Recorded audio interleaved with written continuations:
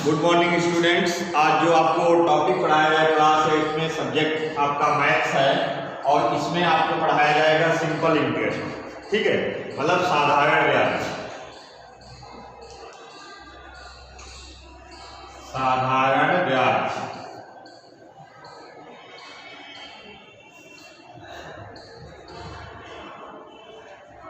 तो सबसे पहले बात कर लेते हैं कि साधारण ब्याज होता क्या है।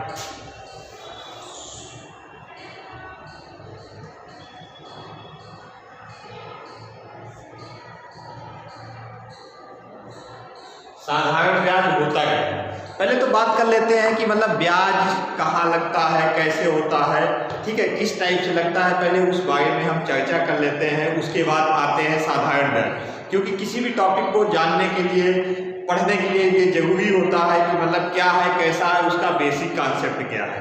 तो देखिए, जनरली जैसे हम ब्याज की बात करते हैं तो सिंपल बात क्या आती है, जैसे हम ब्याज की बात करते हैं तो बात आती है कहाँ, ये ज्यादातर बैंकिंग सेक्टर में, बैंकिंग सेक्टर से रिलेटेड टॉपिक है।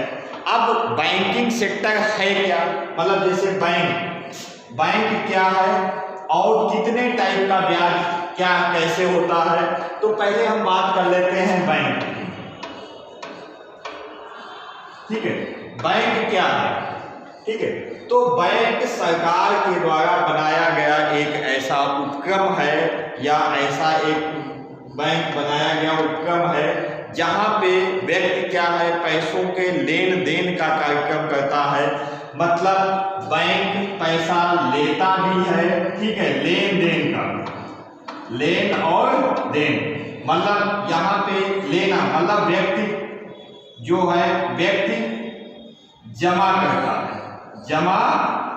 करता है, ठीक है, और यहाँ देन का मतलब क्या है, व्यक्ति बैंक से लेता है, व्यक्ति बैंक से लेता है।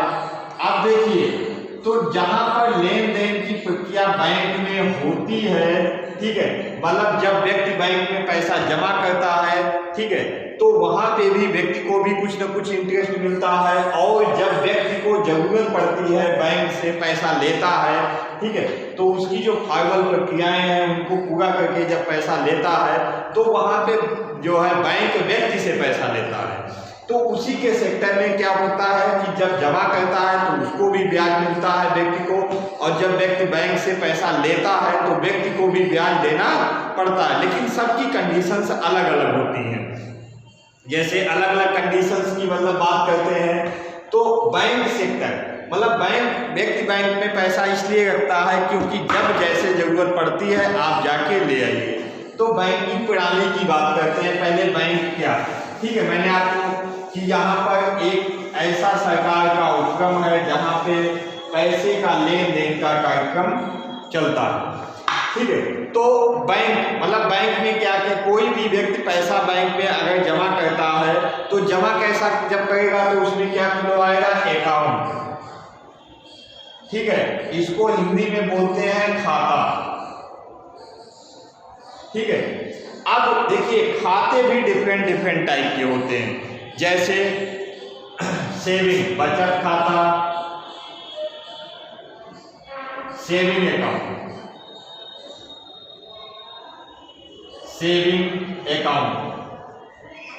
ठीक है, और सैलरी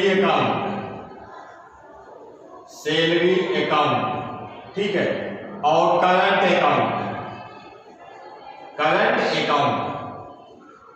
तो ये डिफरेंट के टाइप के होते हैं अकाउंट। तो अब तो जैसे जनरली थोड़ी हम बात कर लेते हैं, जो बचत खाता होता है, कोई भी व्यक्ति अगर बैंक में बचत खाता अकाउंट खुलवाता है तो सेविंग अकाउंट का मतलब क्या है कि व्यक्ति जा करके इसमें पैसा जमा करेगा, जब भी जरूरत आएगी तब वो निकाल लेगा, ठीक है। लेकिन डेली ट्रांजैक्शन इसकी, जैसे अभी कुछ आने वाली इसकी ट्रांजैक्शन लिमिट आने वाली है कि आप इतना ही पर महीने मतलब इतनी बार ये जमा कर सकते हैं और निकाल सकते हैं, अदरवाइज बैंक आपके ऊपर एक्सेस चार्ज करेगा।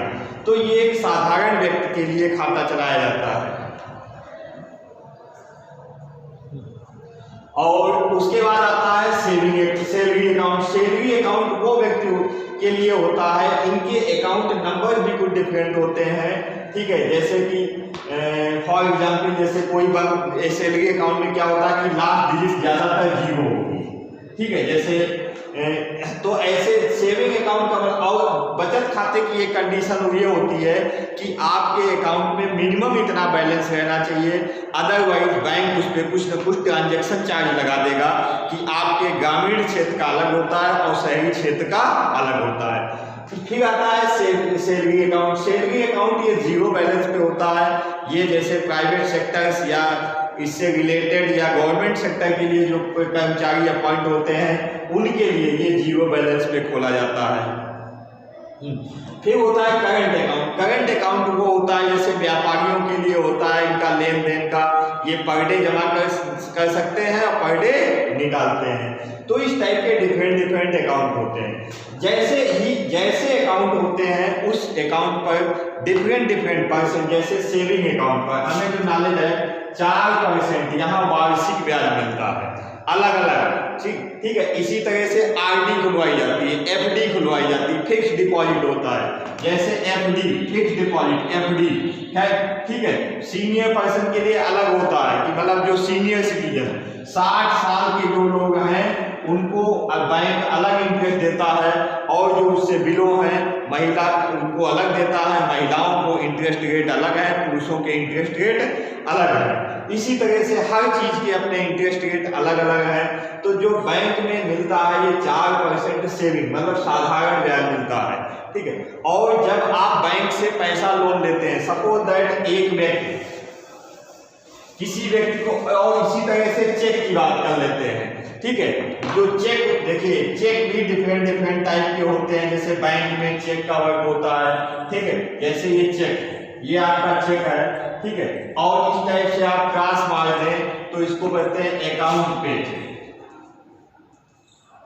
अकाउंट पे मतलब ये जो बनेगा कैश नहीं बनेगा, अकाउंट पे ही होगा, ठीक है। तो इस टाइप के चेक, और जब जैसे सिर्फ नॉर्मल चेक है, ठीक है, तो उसको कैश, आप कैश भी बनवा सकते हैं। और डिफरेंट मतलब कैटेगरी के लिए कि आप सेल्फ लेना चाहते हैं या किसी दूसरे व्यक्ति को देना चाहते हैं, तो उसके लिए भी डिफरेंट कैटेगरी डिसाइड है कि जब दूसरा व्यक्ति आपके बैंक में कैश लेने जाएगा तो उसकी लिमिट शायद 25,000 रुपये बैंक ने अभी कर दी कि 25,000 रुपया ही दूसरा व्यक्ति आपके अकाउंट से कैश ले सकता हो बाई चेक के द्वारा।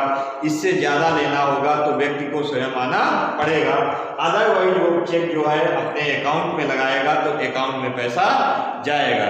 इसीलिए आरटीजीएस और जो भी होते हैं सब में चेक से पेमेंट होते हैं। और हाँ, तो बात आती बैंक। अब जो पैसे का लेन देन होता है, इस लेन देन का सिस्टम, इस पे जो ब्याज मिलता है, तो जब देखिए साधारण ब्याज सिंपल मतलब जो बेसिक मनी है हमारी, जो बेसिक मनी, ठीक है, जब इस पे क्या मिलता है व्यक्ति को ब्याज मिलता है, ठीक है, तो सालाना ब्याज मिलता है, वार्षिक, ठीक है। तो इसको ही हम बोलते हैं साधारण ब्याज, इसको बोलते हैं साधारण ब्याज, ठीक है। और जब ब्याज के ऊपर ब्याज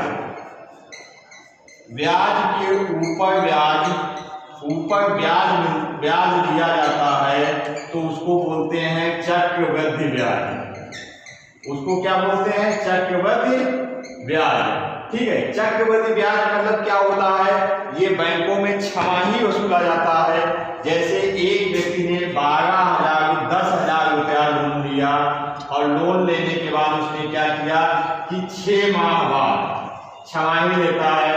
6 माह बाद अगर उसका ब्याज ये 11,000 रुपया बेसिक हो जाता है, ठीक है, इसके 6 महीने बाद इस पे ब्याज लग गया 1,000 रुपया, ठीक है। तो जो ये ब्याज आया है 6 महीने बाद, जो ये ब्याज इसको मिला है, इसको जब हम मूलधन में जोड़ देते हैं, इसको जब किसमें जोड़ देते हैं? मूलधन में जोड़ देते हैं, तो वहां पे जो प्रिंसिपल कितना हो जाता है? 10,000 प्लस 1,000 बराबर ये हो जाता है 11,000 रुपया। अब जो बैंक कितने मिलेगा 11,000 रुपये। उस व्यक्ति ने लोन कितना लिया था? 10,000 रुपया। 1,000 रुपया ब्याज उसका छमाही का हो गया, तो अगली छमाही में उसे ब्याज कितने पे पड़ने लगेंगे? 11,000। उसका पैसा घटा नहीं, बढ़ गया, ब्याज उसी में जुड़ गया। जब ब्याज को जब प्रिंसिपल में ऐड कर देते हैं तो उसे ही कहते हैं चक्रवृद्धि ब्याज। तो जब ब्याज के ऊपर ब्याज लिया जाता है तो उसे चक्रवृद्धि ब्याज कहते हैं, और जब वार्षिक ब्याज लिया जाता है उस ब्याज को दे दिया जाए तो जो बेस बचता है उसे ही साधारण ब्याज कहा जाता है।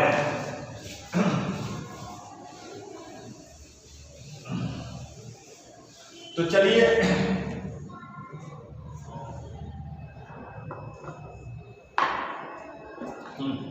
जैसे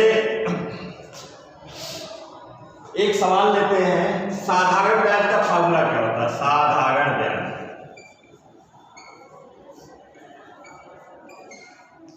इसको बोलते हैं SI, सिंपल इंटरेस्ट। साधारण ब्याज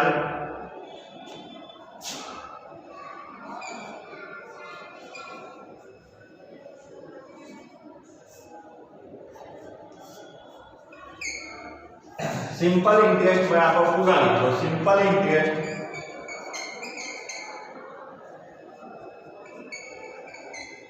ठीक है, या इसको ऐसे लिख लो, सिंपल इंटरेस्ट बराबर प्री मतलब principal into rate into time upon 100। ठीक है, या हिंदी में लिखेंगे इसको साधारण ब्याज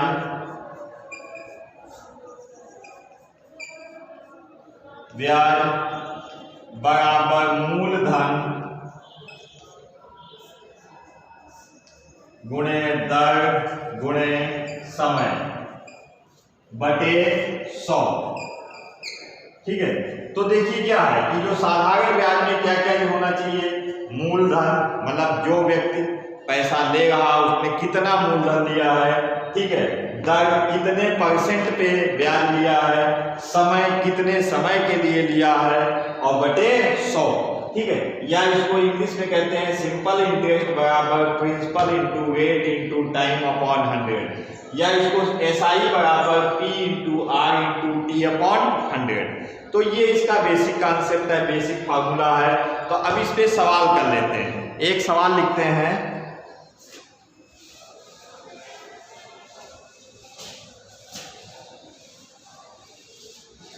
सवाल क्या है? ठीक है, फॉर एग्जाम्पल लेते हैं, राम ने स्टेट बैंक से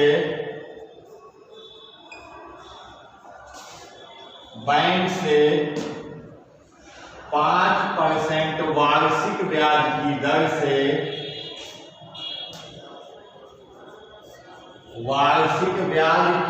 से 10,000 रुपया उधार लिया। 3 वर्ष बाद राम को 3 वर्ष बाद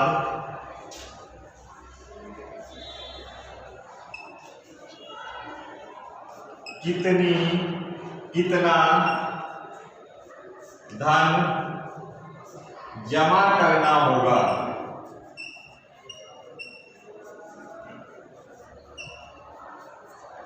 अब देखिए, राम ने स्टेट बैंक मतलब स्टेट बैंक ऑफ इंडिया से 5% वार्षिक ब्याज की दर से, तो दर को इंग्लिश में क्या कहेंगे? रेट बराबर कितना है?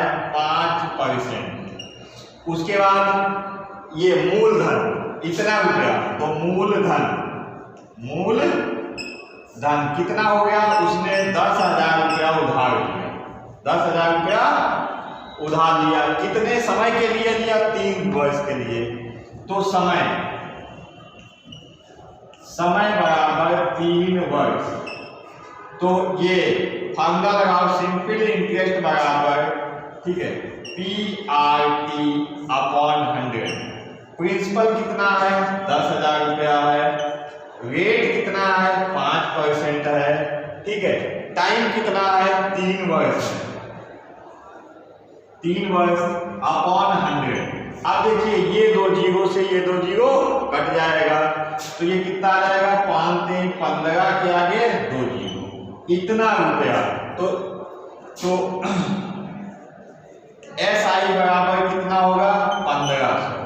तो कुल देय धनराशि, अब यहां लिखेंगे कुल देय धनराशि, कुल देय धनराशि, कुल देय धनराशि बराबर मूलधन प्लस साधारण ब्याज।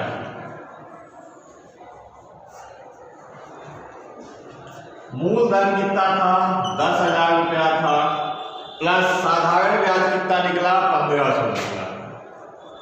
तो ये कुल कितना हो गया 11,500 रुपया, ठीक है। तो यहां पे लिखेंगे, क्या लिखेंगे कि राम को 3 वर्ष बाद, राम को तीसरे वर्ष के लास्ट में, तीसरे वर्ष के अंत में कितना 11,500 रुपया बैंक में जमा करना होगा, जमा करना होगा। तो इस टाइप से हम सिंपल इंटरेस्ट के सवाल लगाते हैं। तो आज आपको थोड़ा बेसिक बताया गया है, जो नेक्स्ट लेक्चर हमारा क्लास होगा उसमें आपको इससे रिलेटेड और सारी एक्सरसाइज की प्रॉब्लम बताई जाएंगी, ठीक है। ओके, धन्यवाद।